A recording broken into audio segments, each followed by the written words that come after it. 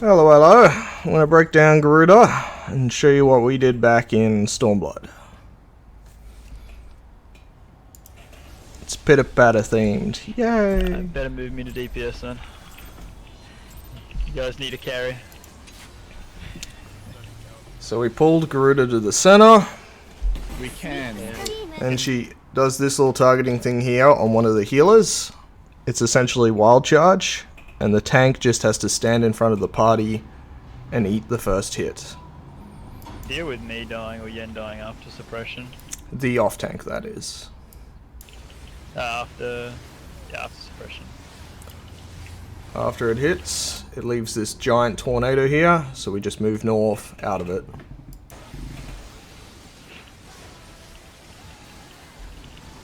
Next, a bunch of ads spawn. Mostly satin plumes, so all be satin plumes but one. Satin plumes you want to kill as fast as possible, or they do an AoE sleep. Sure doesn't help. And then there is also this spiny plume here, which you want to target the tank, and it will attach to whoever is closest to it, so we just have Talon stand on the left side a bit more. Because it always spawns over there. The DPS, as you want it on your off tank, because it hits pretty hard. So you just AoE normally. Just got to be careful you don't kill the spiny plume, but normally it's fine. I don't remember ever controlling my AoE during this. Of course, I'm tired of this. So whenever she does that shriek, this will be a recurring thing in the entire fight. Whenever she does that shriek, it's essentially this fight's version of Twister. She will jump away, become briefly untargetable, and leave an AoE puddle on the ground. So just so you can hear the shriek again, I'll go back a little bit. At this point, we're beating a dead horse. I'm tired of this. Cool. let's kill it then, dude. That's funny. So then after she comes back to the center, and then you just kill the spiny plume whenever available. Silence. Please. And then we stack up on the inside towards the center, and the spiny will leave a giant ass puddle in the ground where it died. Now, this is the most important part of the phase here, and it does set up what happens later on in the fight. So, Talon here, if you notice, if you can see it, has 2 stacks of this wind debuff. When you step into this, and he was getting that from the spiny plume when it was autoing him before. And when you stand in the puddle that the spiny leaves behind, this will explode, which will happen just in a second. So he steps in, he loses the stacks, and that AoE goes out there. And then you will notice the boss will have a debuff down here. There we go. Oh, I'm targeting someone. There we go. So that debuff right there. So the boss has 1 stack of that, and this is what leads into the awakening mechanic. So you've got to awaken each of the primals. When you awaken them and then kill them, they leave behind a little light puddle, which will give you a free LB later on, which is how you get through the transition. Knowing that isn't too important right now, but you just need to know that you have to awaken all the bosses. In the case of Garuda, to awaken her, you've got to essentially explode a person who has 2 stacks 4 times. So Talon was the first one we exploded just then. He got his 2 stacks from being autoed. And he exploded by standing into this thing here. Probably not the best way I could explain it, but that's what we're working with. So then what she does after that is she starts casting this spell called Friction, which will apply 1 stack to everyone hit by it. So the way that we deal with this is that we have almost everyone stand into the puddle to begin with, except Dragon, Sonata, and Eternal. So everyone but them will be standing in the puddle, and they'll be standing outside. We'll still be grouped together though, so that everyone gets hit. Everyone gets hit, so all the people in the puddle will lose their 1 stack. because it explodes as they're in the puddle. And that does not contribute to the awakening of Garuda here. That just does AoE damage. Everyone outside of the puddle will get 1 stack. And retain that stack. So as you can see here, Dragon has the 1 stack, Eternal has 1 stack, and Sonata has 1 stack. She will cast Friction a second time next. This time we have everyone step out of the puddle. Watching. Everyone will get a stack of Friction, which is important because we'll use them up later. And then Dragon, Eternal, and Sonata will be at 2 stacks now. Then the next step is we just have Eternal step into the puddle first, and then Dragon step into the puddle second, and just need a bit of time to heal up between they move in. So Eternal goes in right away. AoE damage goes out. He loses his 2 stacks. The boss gets another debuff down here, contributing to her awakening. We heal up.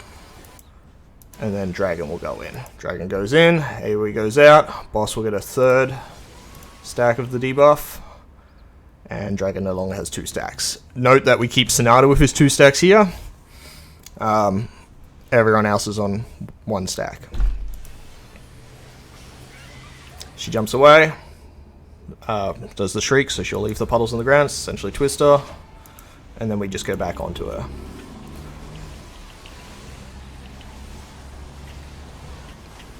AoE damage. Alright, she'll summon her little minions. She'll do a shriek. We dodge. And then we want to dodge in such a way that the party will end up in the center here. Melee will probably stay on Garuda, as they do. And now, so what's happening here is the 2 harpies have gone to 2 random spots on the outside. So one's at C. Dragon has called C. And then Talon will find the other one and intercept it. Note that 2 people have those markers from the start on their head. And essentially the harpies will shoot the same thing as before. Shoot a wild charge essentially, and the tanks just have to intercept it. So Dragon goes and intercepts the one at C. And then I think the other one must be... oh, it's over there. So yeah, Talon's intercepting it at D there.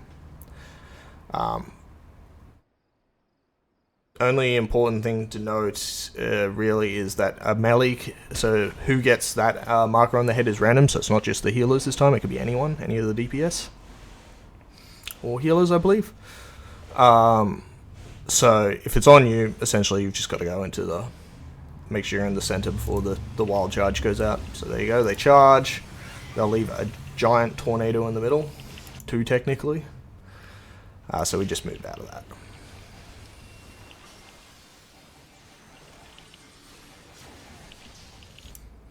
More ad spawn. We go back to the center for these, so we all go to the center to AoE them down.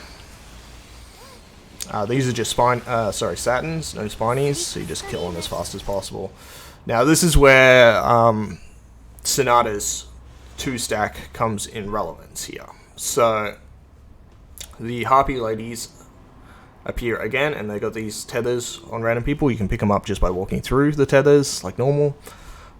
So essentially you want to have one of the tanks, I think Dragon, get 1 tether, and then we have Sonata get the other tether.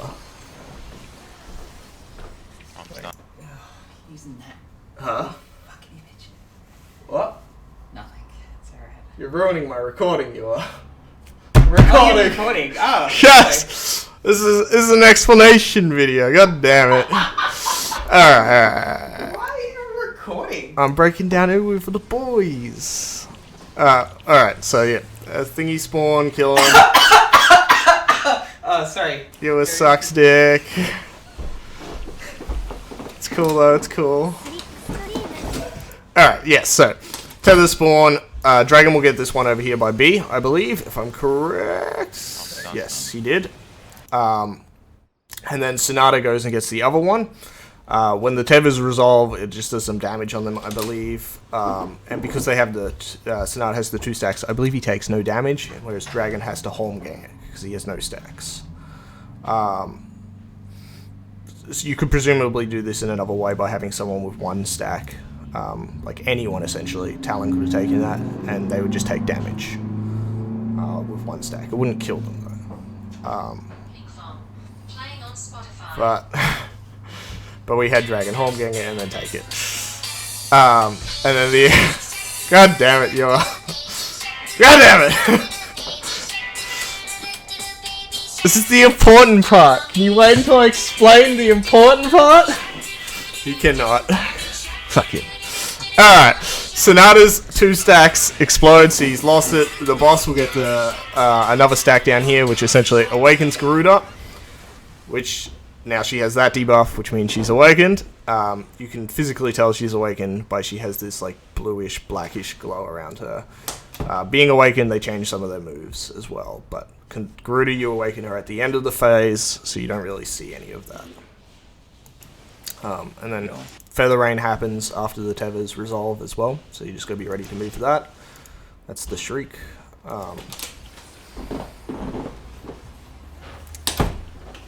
And then essentially it's the end of the phase here, it's just a quick burn, nothing really confusing. She does Slipstream, which is a tank thing, so you can just dodge through it. That's happened earlier in the fight. I just missed that. Got ease up. And then this Wicked Wheel here, because she's awakened, once it resolves, she does like a donut as well. So essentially you dodge out of it and then you dodge into it. As you'll see there. And then she just does a giant cleave that you want to eat as a party. Most of the time, you might not even... Yeah, see, there we go, see it there. And then by that point, she'll either be dead or she'll start in rage shortly thereafter. And that is a Pitter-Patter themed Garuda Breakdown with Yawa as special guest. Say goodbye, Yawa.